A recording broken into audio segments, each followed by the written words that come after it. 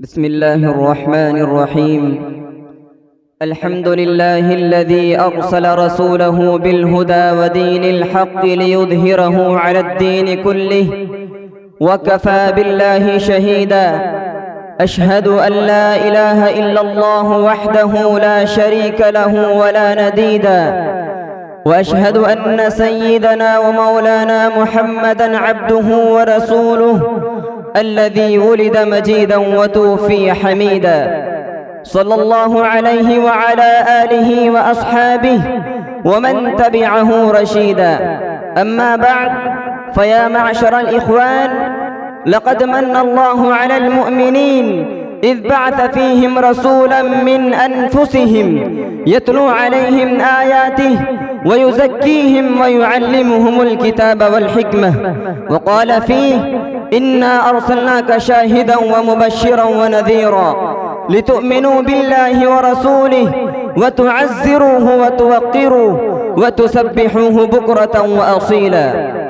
وختم به النبوة والرسالة، فقد قال رسول الله صلى الله عليه وسلم: فضلت على الأنبياء ب6، أعطيت جوامع الكلم، ونصرت بالرعب، وأحلت لي الغنائم، وجعلت لي الأرض مسجدا وطهورا، وأرسلت إلى الخلق كافة، وختم بي النبيون. وقال عليه الصلاة والسلام: إنه سيكون في أمتي كذابون 30، وفي رواية دجالون كذابون قريبا من 30 كلهم يزعم أنه نبي، وأنا خاتم النبيين لا نبي بعدي. أعوذ بالله من الشيطان الرجيم.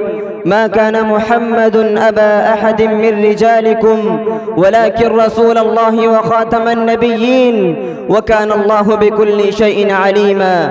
بارك الله لنا ولكم في القرآن العظيم، ونفعنا وإياكم بالآيات والذكر الحكيم، إنه تعالى جواد كريم ملك بر رؤوف رحيم. الحمد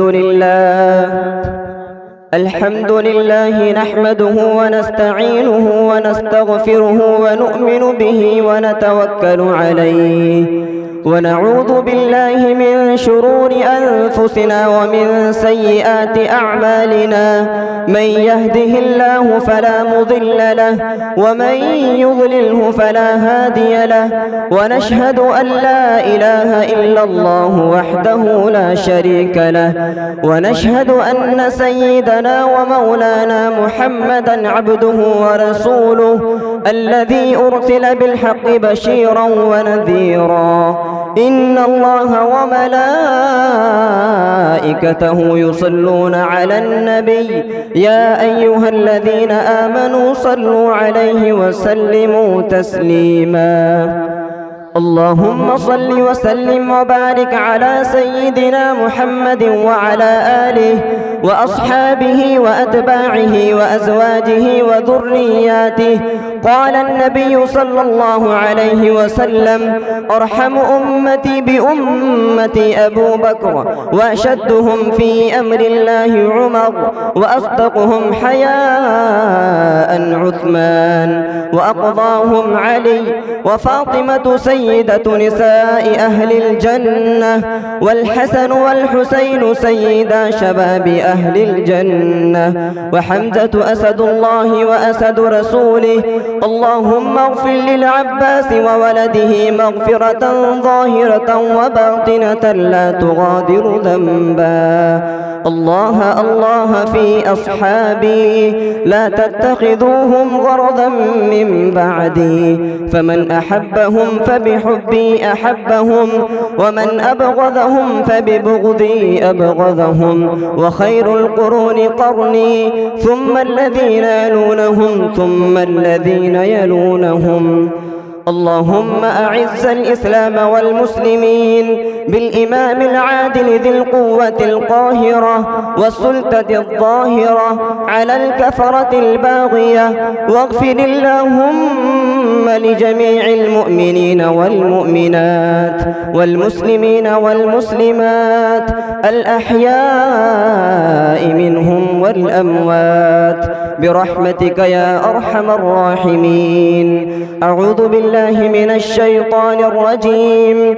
إن الله يأمر بالعدل والإحسان وإيتاء ذي القربى وينهى عن الفحشاء والمنكر والبغي يعظكم لعلكم تذكرون. اذكروا الله تعالى يذكركم وادعوه يستجب لكم ولذكر الله تعالى أعلى وأولى وأعز وأجل وأتم وأهم وأكبر.